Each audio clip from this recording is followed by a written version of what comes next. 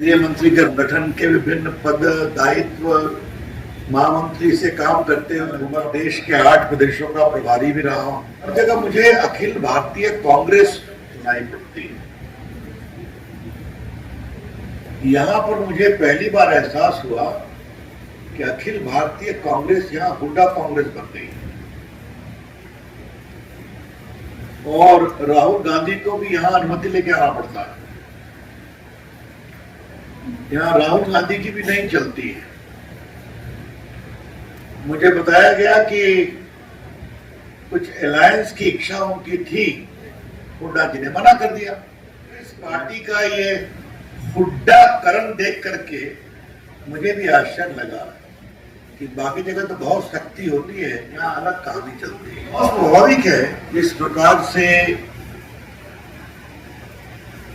कुमारी शैलजा के साथ आचरण हुआ। आपों ने बहुत लिखा है, हमों ने पढ़ा है। वो भी वरिष्ठ सांसद हैं, मैं भी काफी समय से एमपी हूँ, वो भी केंद्रीय मंत्री रही है, मैं भी रहा हूँ। तो कम से कम बाकी नहीं तो उनकी वरिष्ठता का सम्मान करते। राहुल गांधी जी लोगों के हाथ मिलवा देते हैं। अच्छा होता कमरे के अंदर मिलवाते तो ठीक होता। के शर्मा हम लोग दोनों मध्य प्रदेश के चुनाव में काम कर रहे थे, वहां ये आए थे और दिग्विजय सिंह, कमलनाथ सबके हाथ मिलवाया था। रिजल्ट क्या हुआ आप जानते हैं। हम लोग छत्तीसगढ़ के चुनाव में भी साथ थे। वहां बघेल साहब और पूर्व मुख्यमंत्री जो महाराजा थे, नाम क्या होता, टीएस बाबा, उनके भी हाथ मिलवाए थे। और जयपुर में हमारे अशोक गहलोत जी और उप मुख्यमंत्री जी, उनके भी हाथ मिलवाए थे। तो हर जगह हार गुहार में कर देते। बाद में सुना लास्ट में चंडीगढ़ में करना पड़ा। तो कहीं ना कहीं बड़ी रोचक स्थिति है। ये मुझे आपसे के चुनाव के दो नैरेटिव बहुत साफ है। और नैरेटिव है भाजपा सरकार के 10 साल, हुड्डा सरकार के 10 साल। हरियाणा की जनता को तय करना है किस 10 साल को फॉलो करना है। नया शब्द सीखा है, पर्ची और खर्ची की खर्चा क्या। पर्ची और खर्ची साहब, मैं बिहार से आता हूँ, 83,000 नौकरी मिली, वो सब पर्ची पर थी और खर्चे के साथ थी। और 1,43,000 जो यहाँ मिली की सरकार में, ईमानदारी से गाँव तक नौकरी पहुंची, सब लोग स्वीकार करते हैं। आज जो बात मुझे बहुत गंभीरता से कहनी है, मैं मोदी जी सरकार में लगभग 8 साल देश का संचार आईटी मंत्री रहा। Digital India, make in India, startup India, इन सबों को प्रधानमंत्री के निर्देश में काम करने का सौभाग्य मुझे मिला है। और आज मैं भाजपा सरकार की प्रशंसा करना चाहता हूं कि स्टार्टअप में 7वें नंबर पर largest number of unicorn Bharat में।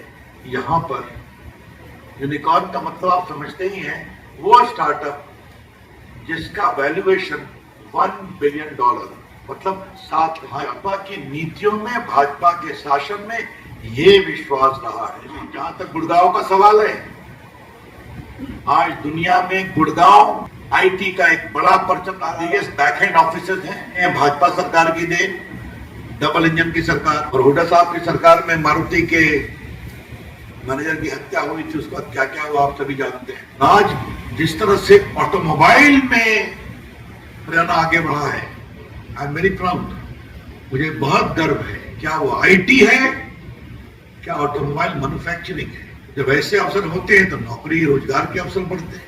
जब ऐसे काम होता है तो स्टार्टअप बढ़ते हैं, तो एंटरप्रेन्योरशिप बढ़ती है, उद्यमशीलता। ये आपके सामने गांव का भी 2 स्वरूप है। एक स्वरूप है आईटी एक्सपेंशन का, एक स्वरूप है दामाद श्री को सहयोग करने का, वो भी एक मॉडल है। इस विषय को उन्होंने बहुत चर्चा किया है। एक बात जब मैं आपके बीच आया हूं तो मैं जरूर कहूंगा, लैंड डील और कांग्रेस डील का बड़ा पुराना संबंध। कर्नाटक में मुडा स्कैम चल रहा है, आपको मालूम है ना। हुआ आपने कि वहां के मुख्यमंत्री सिद्धारमैया जी की पत्नी के नाम पर उनके भाई ने एक जमीन गिफ्ट की ग्रामीण क्षेत्र में। उस जमीन के बदले में मैसूर में 14 प्राइम प्लॉट मिल गए। गवर्नर साहब ने सैंक्शन किया एक सक्रिय एक्टिविस्ट के कहने पर। कोर्ट ने उसका संज्ञान लिया और मैसूर की लोकायुक्त ने एफआईआर फाइल किया। अब वो सुन रहे हैं कि उसको वापस करने की बात कर रहे हैं। अपराध हो गया तो हो गया। अगर मैं दिल्ली में था, मेरी प्रेस थी कि खरगे साहब यहाँ आए कि नहीं आए? नहीं बुलाया गया क्या? ट्रस्ट की को भी जमीन 5.5 करोड़ दी गई की जलेबी मुझे भी बहुत अच्छी लगती है, मैंने खाया है उसे। राहुल गांधी गोहना की जलेबी की फैक्ट्री अमेरिका में लगाने की बात कर रहे हैं। मैं तो इसमें कुछ नहीं कहूंगा, लेकिन जलेबी कैसे बनती है और कैसे बिकती है इसको समझना जरूरी है। राहुल जी होमवर्क नहीं करते हैं। आपने कई बार मेरा टीवी पर कमेंट सुना होगा।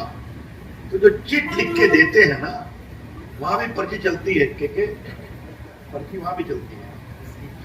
तो थोड़ा पर्ची को ठीक ठाक से लिख के दे दीजिए। आरक्षण पर ठीक से बोल रहे हैं, संविधान को लेकर के हमसे सवाल पूछते हैं।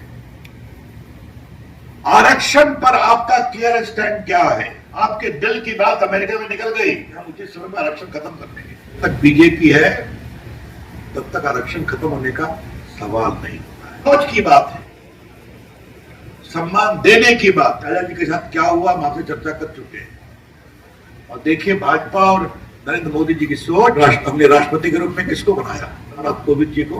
वो हटे तो किसको बनाया? राष्ट्रपति द्रौपदी मुर्मू जी को। जमीन से आती है, साधारण परिवार, आदिवासी समाज की अच्छी नेत्री है, उनको राष्ट्रपति बनाया। इस सोच की बात मैं आज रोहतक के पत्रकार मित्रों के सामने कहना चाहूंगा।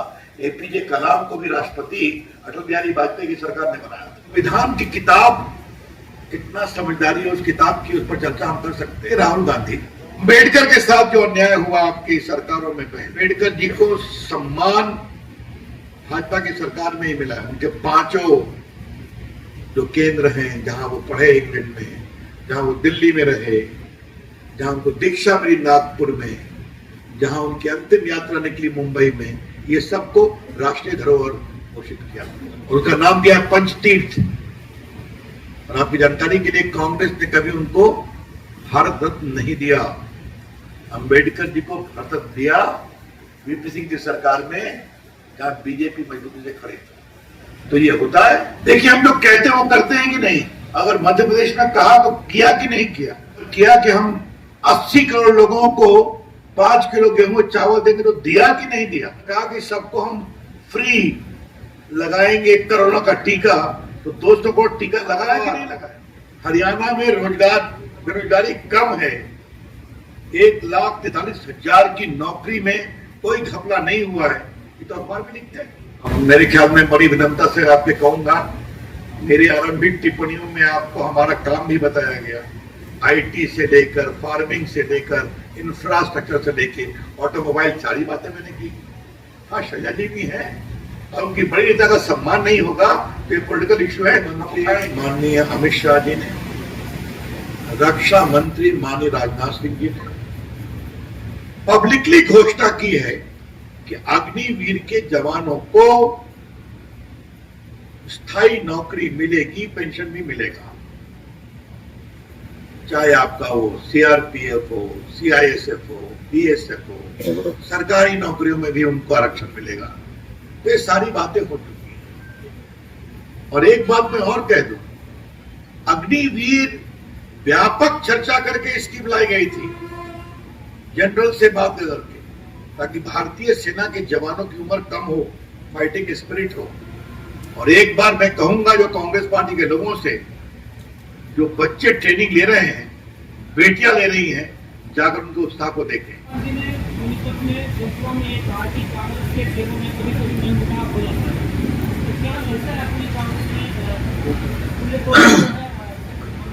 मन मुटाव हो जाता है, होता ही है, और क्या। अभी हमने क्या बताया, कहां कहां उनको हाथ मिलाना पड़ता है, खड़े होकर मिलवाना पड़ता है। अब ये देखिए, ऐसा है, इस तरह के उनके घटिया आरोप तो 3-4 साल से लगा रहे हैं। उसका उत्तर हम भी देते हैं, देश की जनता भी देती है। रोहतक पे छोड़ दीजिए। रविशंकर जी एक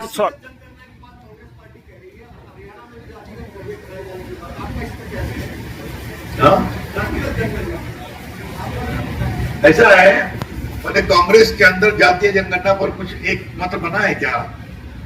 हमने कभी इसका विरोध तो नहीं किया।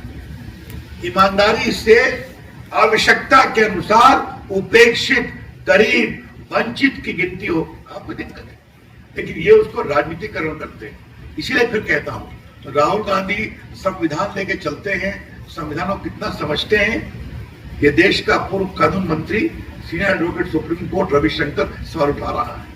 और दूसरा, ये जो बार बार जातीय जनगणना की बात करते हैं, इसको कितना समझते हैं, ये भी चर्चा